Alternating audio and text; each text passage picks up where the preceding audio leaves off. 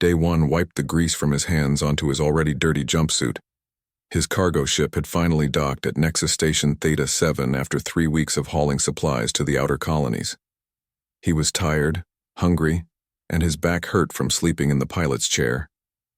All he wanted was to pass through the security gate and catch a shuttle home to Earth. The station was massive, bigger than any city Day One had ever seen. Thousands of aliens moved through the central hub. Some walked on 2 legs like humans. Others floated, crawled, or moved in ways that made his eyes hurt to watch. The air smelled like a mix of strange spices and machine oil. Hundreds of different languages created a constant buzz of noise. Daiwan joined the line at Gate 7. In front of him stood a tall blue creature with too many arms. Behind him, something that looked like a walking crystal hummed softly. He had been doing cargo runs for 5 years now. Aliens didn't surprise him anymore. The gate itself was a metal archway filled with glowing scanners. Every person had to place their arm on a pad while the machine checked their identity and travel history. It was boring, but necessary. The Galactic Union wanted to know who went where. The blue alien finished and walked through.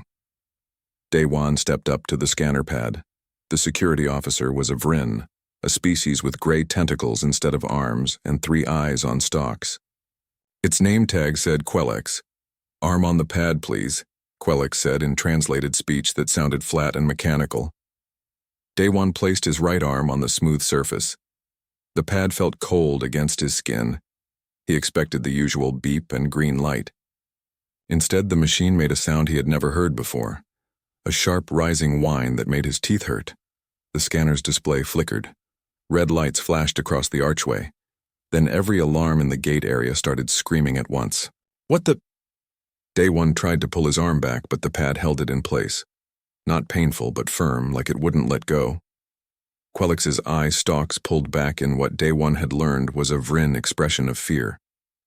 The security officer stumbled backward, tentacles flailing. "Impossible," Quellex whispered. "The reading. It cannot be." Other aliens in line started backing away. Some ran. Day One saw a small, furry creature drop to its knees, making a wailing sound. The crystal being behind him shattered into pieces and reformed several meters away. "Hey, what's going on?" Day One shouted over the alarms. "I'm just a cargo hauler. There must be some mistake." Metal shutters slammed down over every gate in the section. Red emergency lights bathed everything in a bloody glow. Day One's arm was finally released, and he stumbled back. Armed security drones dropped from the ceiling, their weapons trained on him. A human woman pushed through the crowd of fleeing aliens. She wore the gray uniform of a station commander, and her face was set in an expression of controlled anger. Her name tag read, "Hey One Station Commander." "Stand down," she ordered the drones. They hesitated but didn't lower their weapons. Hey One looked at Day One, then at the scanner display. Her eyes went wide. "You're human," she said, more to herself than to him. "Yes? Is that a problem now?" Day One kept his hands visible. The drones made him nervous. Hey One walked to the scanner terminal and read the display. Her face went pale. "This has to be wrong. Run the scan again." "Commander, the safety protocols won't allow," Quellex started to say. "I don't care about protocols. Run it again." The security officer worked the controls with shaking tentacles. The scanner hummed to life once more. This time, Day One could see the display from where he stood. Words appeared in Galactic Standard Biological. Signature Corrupted Divine Remnant Detected Classification. Survived direct contact with Apex God Threat Level. Unknown recommendation. Immediate containment. "That's crazy," Day One said. "I've never even seen an Apex God. I haul cargo. I've never been anywhere special." "The scanner doesn't lie," Quellex said, still keeping distance. "The quantum markers on your cells. They match the signature database for divine contact. You have been touched by one of them." Hey One's communication device beeped urgently. She listened, and her expression grew darker. "We have incoming. Emergency gate activation. Unauthorized." A section of empty air near the security checkpoint began to shimmer. Reality twisted like heat waves on a desert road. 3 figures stepped through the distortion, and the air crackled with energy that made Day One's hair stand on end. They wore long hooded robes of deep purple, almost black. Gold symbols covered the fabric, moving and shifting like living things. The figures were tall, and though Day One couldn't see their faces inside the hoods, he felt their attention on him like a physical weight. "Cosmic Pantheon," Haywan said quietly. "This just got much worse." The center figure stepped forward. When it spoke, the voice seemed to come from everywhere at once. "Station Commander, step aside. The marked human must be transferred to our custody immediately." "On what authority?" Haywan moved to stand between Day One and the robed figures. "This is a Union station. You can't just—" "On the authority of the Divine Order itself." The figure raised a hand. In its palm floated a crystal that pulsed with inner light. "This matter exceeds Union jurisdiction. The human has been touched by an apex god. Such contact is either fatal or results in total mental subjugation. A human who survives with free will intact is unprecedented." "I'm right here," Day One said. "You want to know if I'm okay?" "I'm fine. Tired, confused, but fine." The 3 figures turned to look at him. Even through the hoods, Day One felt the intensity of their stare. "You do not understand the significance of your existence," the lead figure said. "You should not exist. The marked ones either die or become vessels for divine will. You are neither. You are an impossibility that threatens the cosmic order." "Threatens?" Haywan's hand moved to her sidearm. "He's a cargo pilot who apparently survived something you don't understand. That doesn't make him a threat." "Commander, I am High Inquisitor Silvareth of the Cosmic Pantheon. I am not asking for your permission." Silvareth gestured, and the 2 figures behind her moved forward. "The human will undergo theological investigation. His memories will be extracted, analyzed, and archived. Then he will be safely contained, where his existence cannot corrupt the faithful." Day One saw Haywan's jaw tighten. She pressed something on her wrist device. "I'm afraid I can't allow that, Inquisitor. Not without proper Union authorization." "You would defy the Pantheon?" "I would follow the law." For a moment, nobody moved. Then alarms of a different kind began to sound throughout the station. Haywan smiled grimly. "That's a station-wide security alert. Every officer in Theta 7 now knows about this situation. You can't just disappear a Union citizen without proper procedure. Even your organization has to follow some rules." Silvareth was silent for a long moment.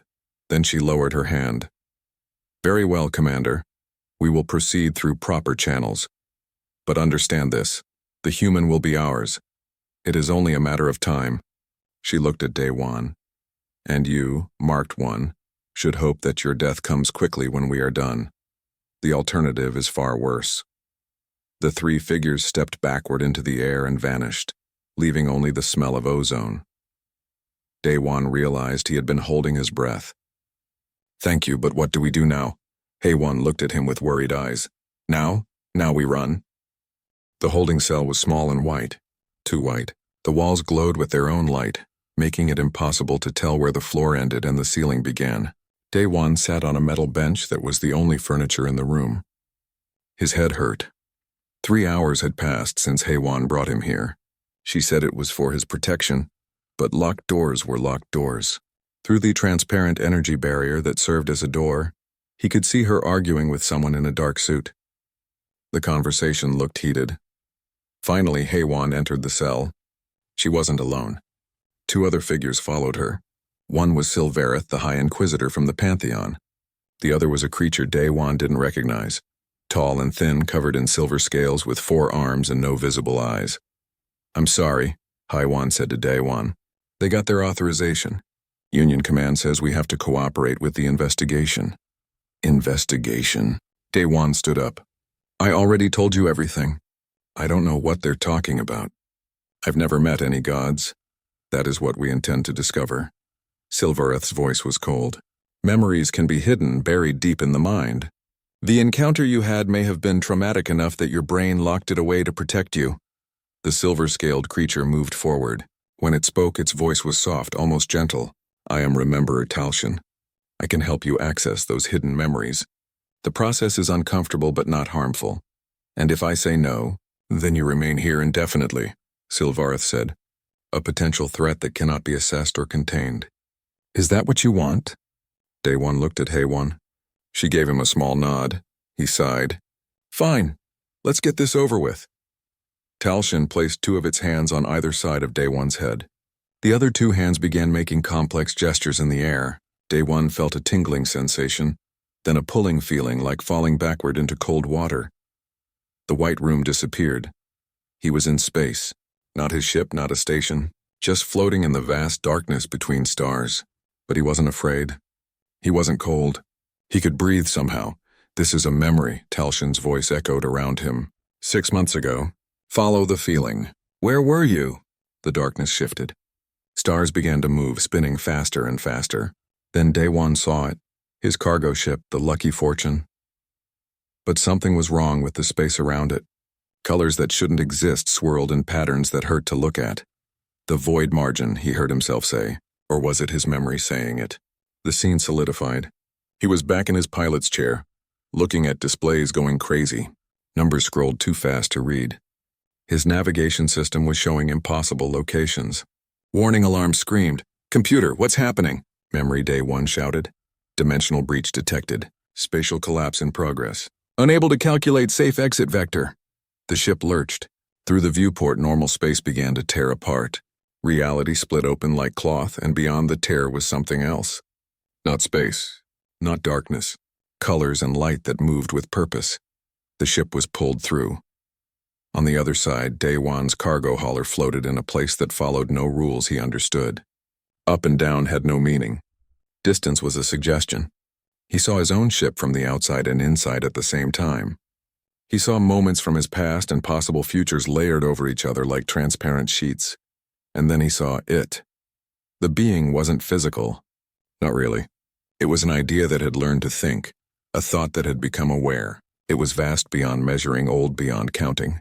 When it turned its attention to him, Day One felt like an insect under a microscope. But the being wasn't hostile. Just curious. Words formed in Day One's mind. Not spoken, just suddenly there as if they had always been his own thoughts. Small one, you are far from where you should be. I didn't mean to come here, Day One said. His voice worked somehow, even though there was no air. My ship malfunctioned. I don't know where I am. You are nowhere. And everywhere. This place exists between the layers of reality. Only those who have transcended need enter here. Yet here you are, still bound to flesh and limited thought. Sorry to intrude. Day One tried to sound braver than he felt. Can you send me back? The being shifted. Colors changed. I could. But you interest me. It has been so very long since I encountered one who does not immediately kneel or pray or beg. You are not even afraid. Why? Day One thought about it. I guess I figure if you wanted me dead, I'd already be dead. And you're talking to me instead of at me. So maybe you're not so different even if you are. He gestured at the impossible space around them. All this. A sensation washed over him. It took a moment to recognize it. The being was amused, fascinating. Most species, when they encounter us, see only gods to be worshipped or demons to be feared. They do not see people. You see people, or at least you try to. Isn't that what you are? A person? Just older and more powerful than me?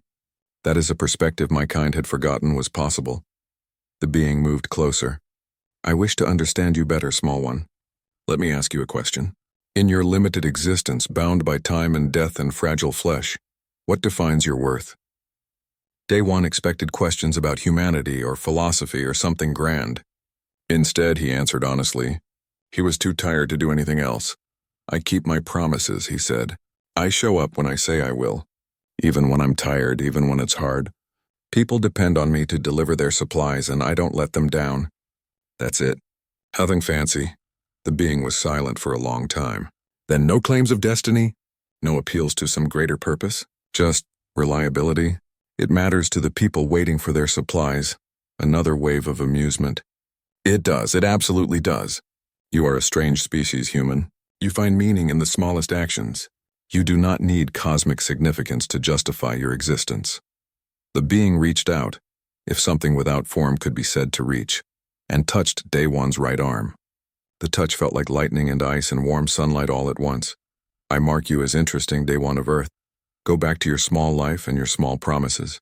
But know that you have been seen by one of the first and found worthy not for greatness but for simple persistence.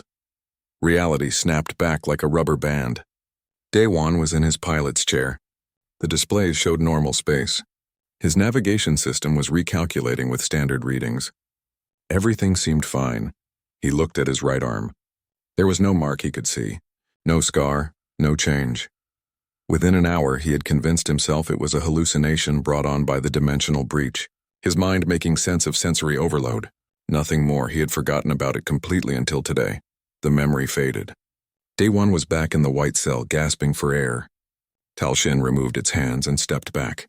The rememberer looked shaken, which was concerning for a being that extracted memories professionally. "Did you see?" Silvareth demanded. "Did you witness the contact?" Tal Shin nodded slowly. "I saw, and I do not understand. The apex god did not attempt conversion, did not demand worship, did not impose its will. It simply conversed, and then marked him with curiosity, not ownership." Silvareth was silent. When she finally spoke, her voice was different. Less cold, more confused. "That is impossible. The apex gods do not converse. They command. They transform. They dominate. This contradicts every theological record we have." "Maybe your records are wrong," Day One said, still catching his breath. "Silence." Silvareth turned away, her robe swirling. "This changes nothing. If anything, it makes you more dangerous. Evidence of an apex god behaving outside established patterns threatens the entire structure of cosmic order." "Or maybe," Haywan said carefully, "it means we don't understand them as well as we think we do." Silvareth turned on her. "You do not grasp what is at stake, Commander. Faith holds the galaxy together. The Pantheon maintains order through the certainty of divine hierarchy. If species learn that the gods can be questioned, spoken to as equals..." She stopped. "Chaos. So you'll kill me to protect a lie?" Daiwan asked. "Not kill, contain, study, and yes, eventually erase all evidence of this encounter from existence." Silvareth moved toward the door. "Tal Shin, come. We must report to the High Council." After they left, Haywan sat down next to Daiwan. She looked tired. "I intercepted their encrypted communications," she said quietly. "They're not taking you for study. They're taking you to be dissected and destroyed. The Pantheon can't afford to let you live. So what do we do?" Haywan smiled, but there was no humor in it. "Like I said before, we run." The explosion tore through the security wing's east corridor at exactly 0300 hours. Not big enough to hurt anyone, but large enough to trigger every alarm and pull security forces away from the holding cells. Haywan moved fast. She had already disabled the energy barrier on Daiwan's cell remotely. "Come on. We have maybe 5 minutes before they realize it's a distraction." Daiwan followed her through twisting passages he had never seen before. Service corridors, maintenance shafts, places where the station's bones showed through its polished exterior. Other figures joined them, humans all wearing the dark blue coveralls of station workers. "Who are these people?" Daiwan asked, ducking through a narrow hatch. "Friends, people who owe me favors. Other humans who've learned that the galaxy doesn't always have our best interests at heart." Haywan stopped at an intersection, checking a small device in her hand. "Clear, this way." They emerged in a private hangar bay. A small ship sat ready, engines already humming. It was a Pantheon scout vessel, sleek and fast, painted in their signature dark purple. "You stole a Pantheon ship?" Daiwan stared. "Borrowed," said one of the workers, a young woman with grease on her face. "They have so many they won't miss one, probably." "Get in," Haywan ordered.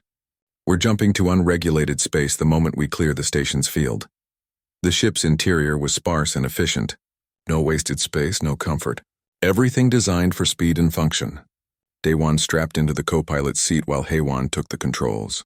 The other workers scattered, disappearing back into the station's depths. "Won't they know it was you who helped me?" Daiwan asked. "Probably." Haywan didn't look concerned as she worked the launch sequence. "But I'm done being a good little administrator while they murder people for being inconvenient." "Hold on." The ship launched hard. Acceleration pushed Daiwan back into his seat. Through the viewport, he saw the massive bulk of Nexus Station Theta 7 falling away. Lights from the security breach still flashed on the eastern side. Station control is hailing us, the computer announced. Ignore them. Haywan pushed the engines harder. Charging jump drive. Day 1, there's a data pad in the compartment next to you. Pull it out. He found the device and activated it. What am I looking at? Files I've been collecting for the past year. Something was bothering me about the Pantheon's activities. They've been hunting for people marked by apex gods. I thought it was just religious zealotry. Now, I know better. Day 1 scrolled through the files. Names, dates, locations. Each file contained a report about humans who had experienced unusual encounters and survived. There are others like me, at least 7 that I found. Probably more who haven't been identified yet. Haywan watched her instruments. Jump in 30 seconds. Look at the pattern. Read the encounter descriptions. Day 1 opened the first file. A pilot named Yuna. She had encountered an apex god near a dying star. The report said she refused to kneel, even when the being demanded it. She argued with it instead, insisting that respect was earned, not commanded. The god had been so surprised it let her go. The second file was about an engineer called Tai Hyun. His ship was caught in a spatial anomaly. When an apex god appeared, Tai Hyun made a joke about the cosmic being's dramatic entrance. The god, confused by the concept of humor in a terrifying situation, marked him and sent him back. A medic, Soo-jin, who tried to help a dying alien instead of fleeing when an apex god appeared. A soldier, Ki-wan, who told a god no when it demanded he become its servant. They all did something different, Daewon said slowly. But they all treated the gods like people, not divine beings. Exactly. The jump drive reached full charge. Most species see an apex god and immediately fall into worship or terror. Humans argue, joke, refuse, bargain. We don't have whatever programming makes other species automatically submit to higher powers. The ship jumped, space twisted, and they were somewhere else. Daewon's stomach lurched. Where are we going? He asked. To find one of the others on that list. If the Pantheon is hunting you, they're hunting all marked humans. We need to warn them. Haywan set a new course. First stop, Agricultural Station Delta 9. There's a botanist there named Sung Ho. He was marked 3 years ago. The journey took 6 hours. During that time, Daewon read every file. A pattern emerged. Every marked human had shown some uniquely human trait. Stubbornness, humor, compassion, defiance, or simple honesty. Things that didn't make sense to beings who thought in terms of cosmic hierarchy. Why doesn't the rest of humanity know about this? He asked. The Pantheon works hard to keep it quiet. They control most of the galaxy's information networks. Stories about humans being marked get buried or explained away as sensor glitches. Awan's expression was grim. They're afraid of us, Daewon. Afraid of what we represent. We're just people. That's what makes us dangerous. She pointed at the viewport. There's the station. Delta 9 was small, more of a greenhouse than a proper station. It orbited a small moon, growing specialized crops for colony worlds. The station didn't answer their hails. That's not good, Haywan said. She brought the ship in closer. The station's hull showed signs of weapons fire. Recent. The docking bay doors were open, exposed to space. Life support is offline, the computer reported. No life signs detected. They suited up and entered the damaged station. Emergency lights flickered in the corridors. Plants floated in the zero gravity, torn from their containers. Water droplets hung in the air like tiny crystals. They found Sung Ho in the main greenhouse, or what was left of him. The Pantheon had been here first. Haywan said nothing, but her hands clenched into fists. They searched the station's computer system. Most files were corrupted, but Haywan recovered a partial message. It was a video file, date-stamped 2 days ago. A man's face appeared on the screen. He looked scared but determined. My name is Sung Ho. If you're seeing this, the Pantheon probably got me. I tried to run, but they found me. To whoever finds this, there's someone you need to find. Her name is Daun. She's a researcher who's been studying the marked humans. She knows things about the apex gods that the Pantheon doesn't want anyone to know. Find her, she's at... The message cut off. Then text appeared on the screen. Coordinates for a location in uncharted space. He died to get us this information, Daewon said quietly.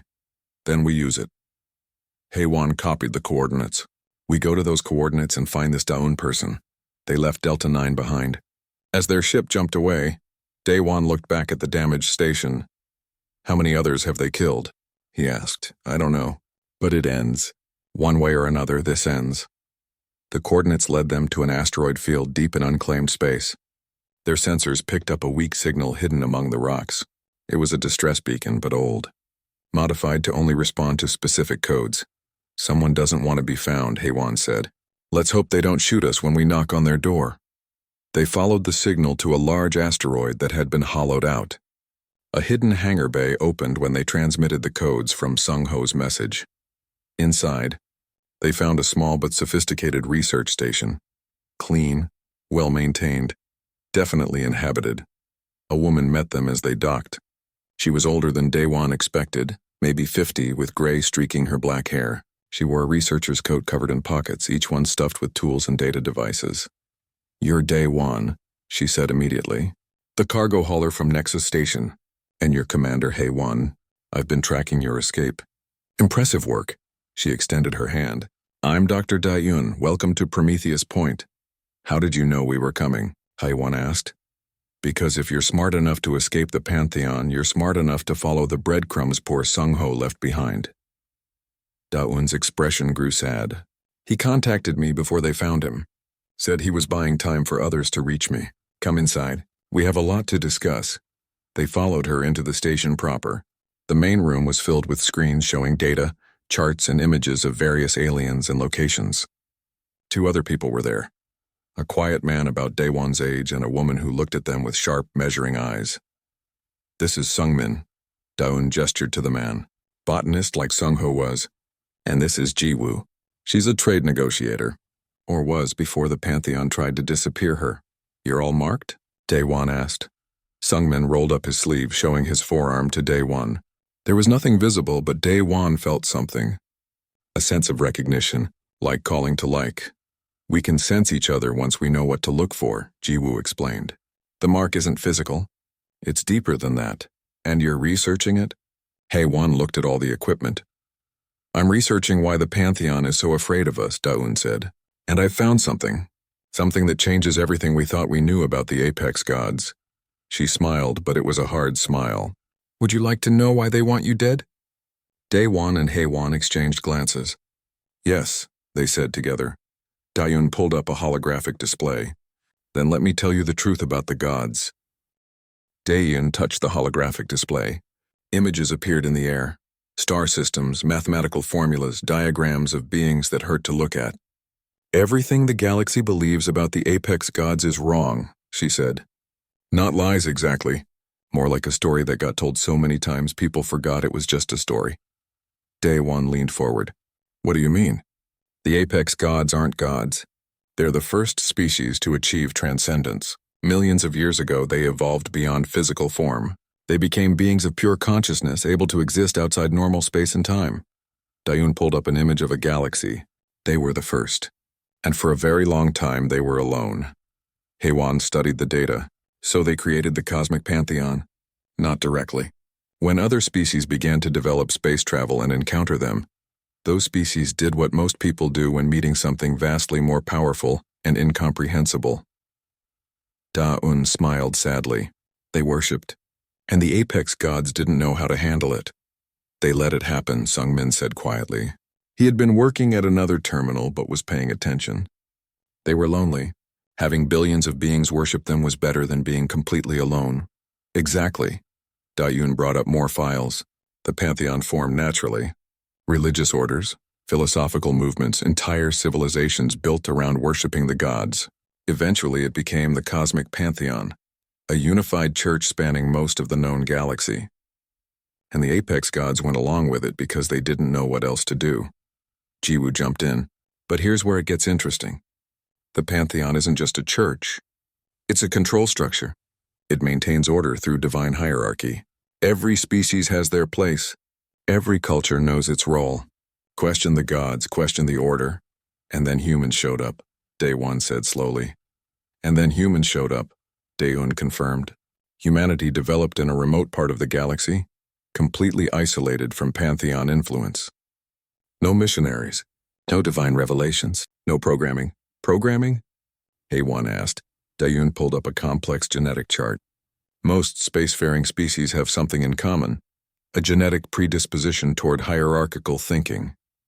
Some scientists think the apex gods influenced evolution across the galaxy to create species that would naturally accept divine authority. Whether they did it on purpose or it just happened, the result is the same. Most aliens encounter something more powerful and immediately assume it deserves worship. But not humans, Day-Wan said. Not humans. Humanity evolved completely independently. You developed through tribalism, philosophy, constant questioning of authority. Your history is filled with people challenging kings, rejecting gods, arguing with anyone who claimed power. It's wired into your culture. Sungmin brought up another screen. When a human encounters an apex god, something unique happens. The god expects worship or at least fear. Instead, the human talks to them like equals, questions them, argues, makes jokes. The gods don't know what to do with that, Jiwoo added. For the first time in millions of years, they're meeting beings who don't automatically submit. It fascinates them. Day-Wan thought back to his encounter. The being had seemed surprised by his responses. Amused even. So the mark is a curiosity tag, Da-Un said. Like a scientist marking an interesting specimen. The apex gods want to understand humans better. You're the first potential equals they've met. And the Pantheon knows this? Haewon asked. They suspect, and it terrifies them. Da-Un's expression grew serious. If other species learn that the gods can be questioned, spoken to as people rather than worshipped as divine authorities, the entire power structure collapses. The Pantheon loses its authority. Thousands of years of religious and political control disappear overnight. So they kill marked humans to protect a lie, Haewon said. To protect their power, Jiwoo corrected. The lie is just the tool. Alarms suddenly blared throughout the station. Red lights flashed. Contact, Sungmin said, his calm voice finally showing stress. Multiple ships dropping out of jump space. Large vessels. Military grade, Dae-Eun swore and ran to the main control panel. The holographic display shifted to show external cameras. 5 massive ships hung in space outside the asteroid field. Each one bore the symbol of the cosmic pantheon. They found us, she said. They actually found us. How? Day-Wan demanded. Doesn't matter now. What matters is we have maybe 10 minutes before they breach the station. Da-Un worked frantically at her console. Jiwoo, start the data upload. Everything we have goes out on every frequency. If we're going down, the truth goes with us. On it. Jiwoo's fingers flew across her keyboard. Haewon was already moving to the weapons locker. What defenses do we have? Point defense cannons, some missiles, shield generators. Sungmin pulled up tactical displays. Against 1 Pantheon cruiser, we might last 20 minutes. Against 5? He didn't finish the sentence. The communication system crackled. Silvereth's voice filled the station. This is High Inquisitor Silvereth to the occupants of the research station. You are in violation of divine law. Surrender the marked humans and any research materials immediately, and you will be granted quick deaths. That's generous of her, Jiwoo muttered. Still typing. We cannot let them destroy this data, Da-Un said. The galaxy needs to know the truth about the gods. Haewon checked the weapons. Then we buy time. How long until the data transmits? 8 minutes if we use maximum bandwidth. But that'll drain our power systems. The shields will fail. Do it anyway. Haewon looked at Dae-Wan. Can you shoot? He nodded, taking a weapon from the locker. It felt heavy in his hands. I've had basic training. Not much, but some. The first missile struck the station's shields. The lights flickered. The whole structure shook. They're not waiting for an answer, Sungmin observed. Da-Un activated every defense system they had. Automated cannons extended from the asteroid's surface, returning fire. More missiles launched. The tactical display lit up with weapons fire. For a few minutes, they held. The shields absorbed hits. Their cannons destroyed incoming missiles. But it was clearly a losing battle. 5 cruisers against 1 hidden station. Data upload at 40%, Jiwoo reported. Another impact.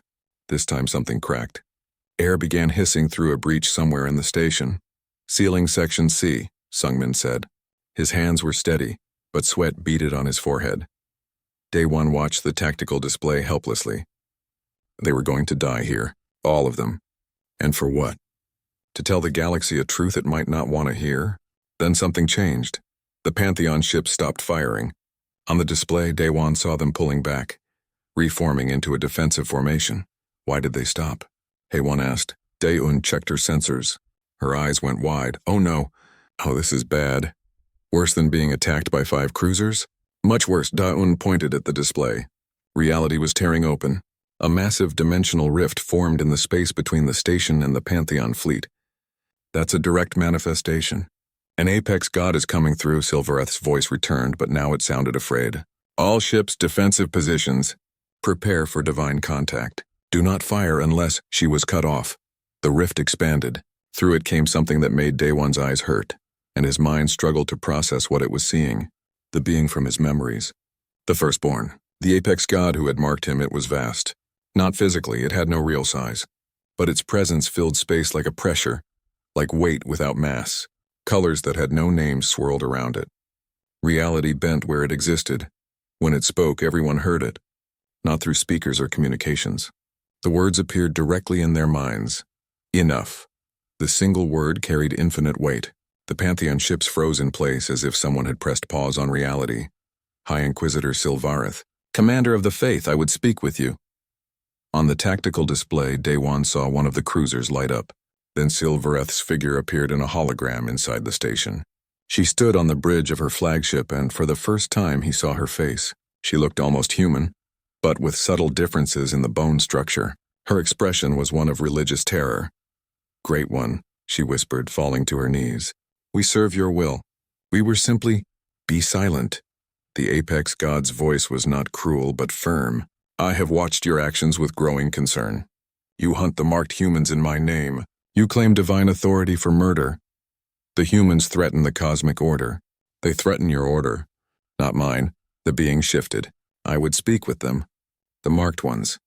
Bring them to a place where we can converse without hierarchy or fear.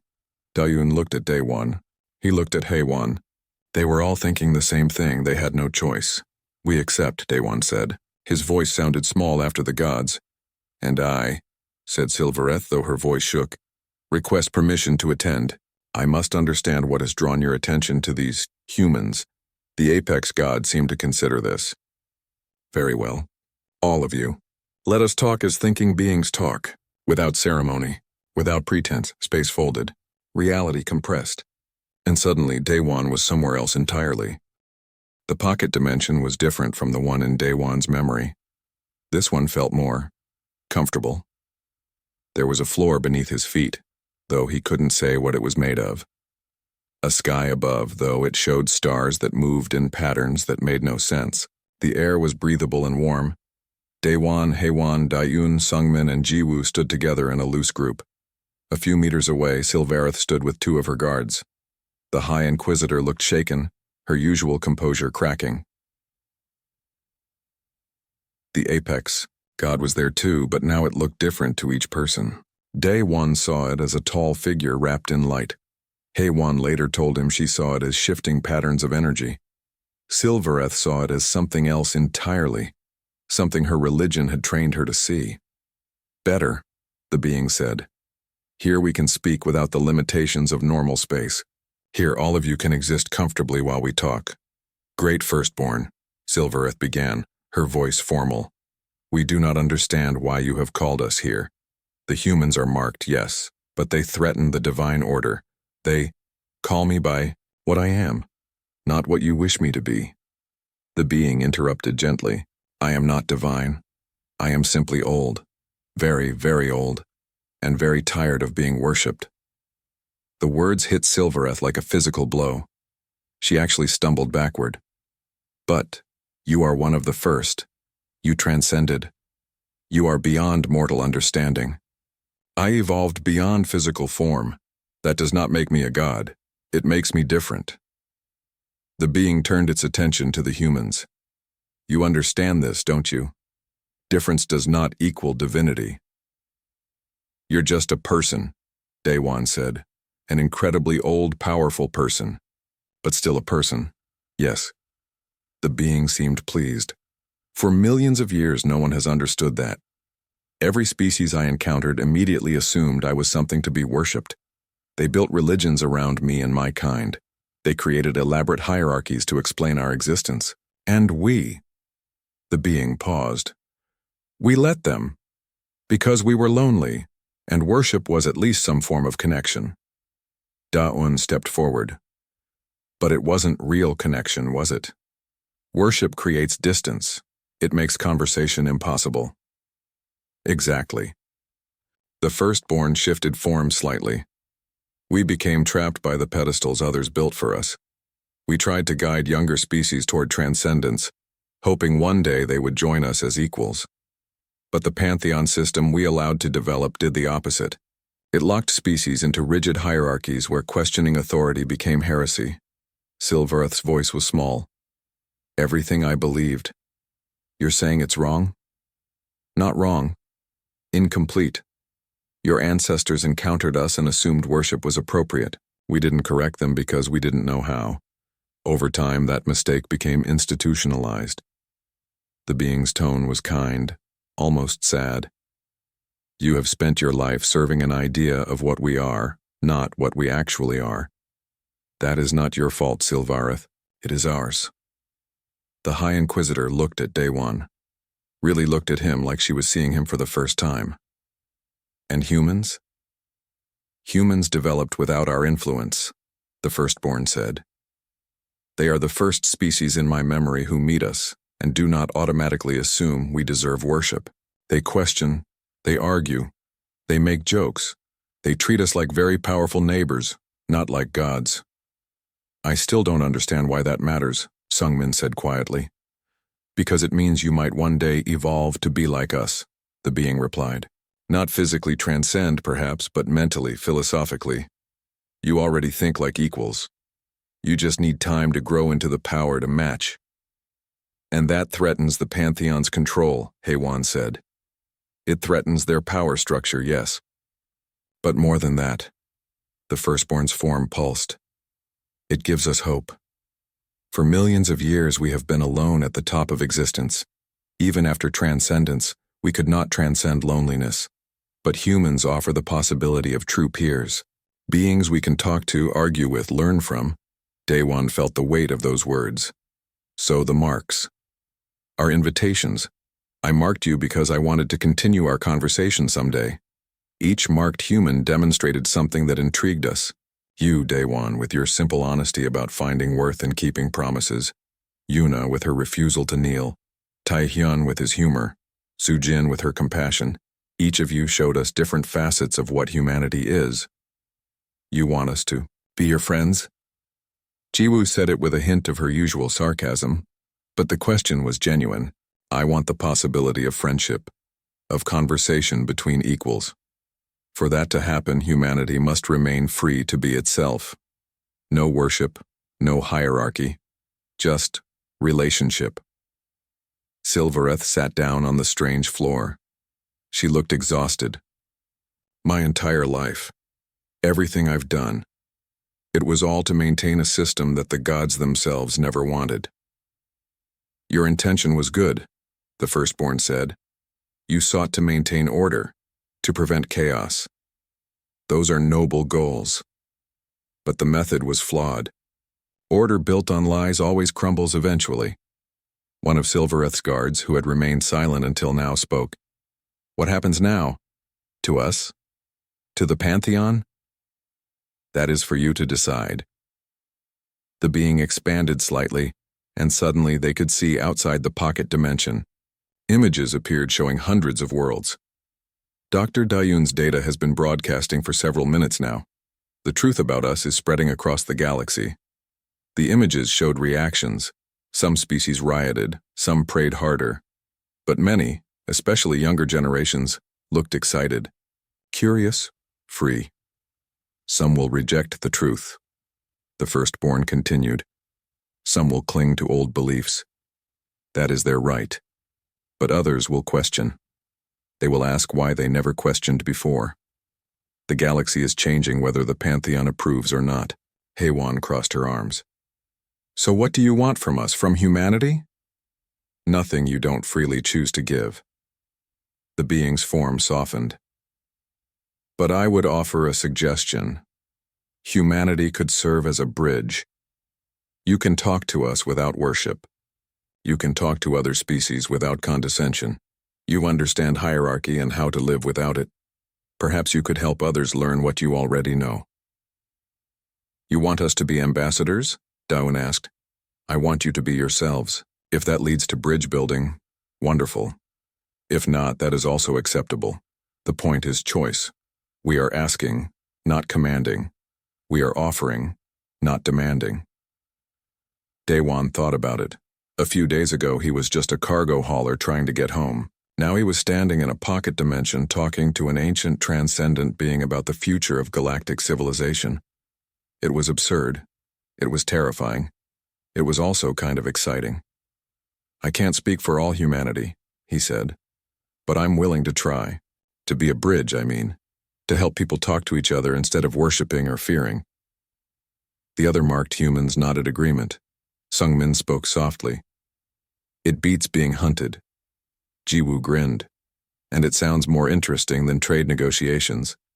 The firstborn's pleasure was palpable. Then we have the beginning of something new. Not a hierarchy. Not a religion. Just conversation between different kinds of people. Sylvareth stood slowly. Her face was streaked with tears, but her voice was steady. I do not know what I believe anymore. Everything I thought was true has been challenged, but... She looked at the firstborn. May I ask you a question? Without formality or prayer? Please. Did you ever want us to worship you? The silence stretched. Then...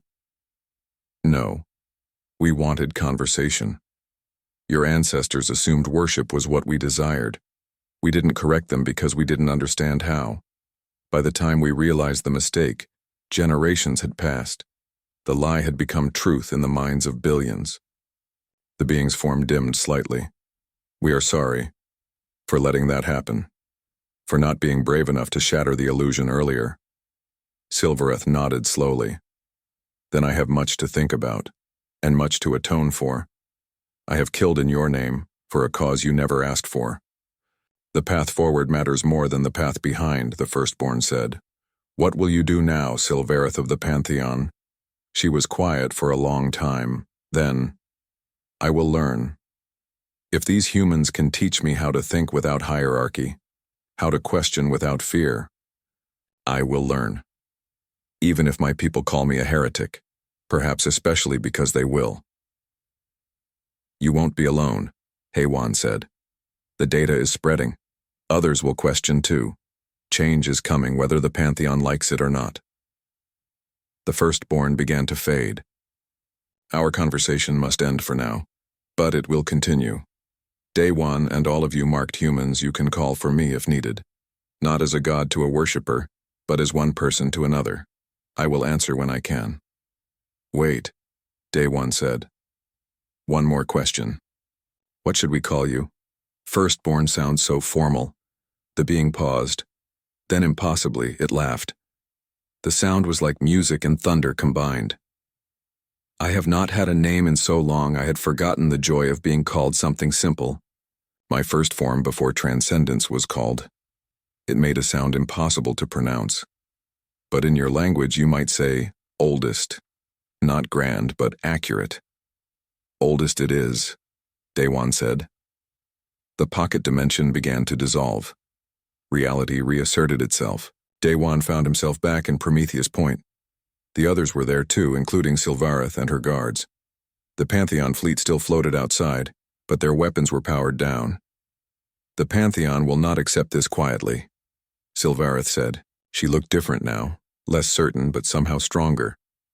There will be resistance, perhaps civil war.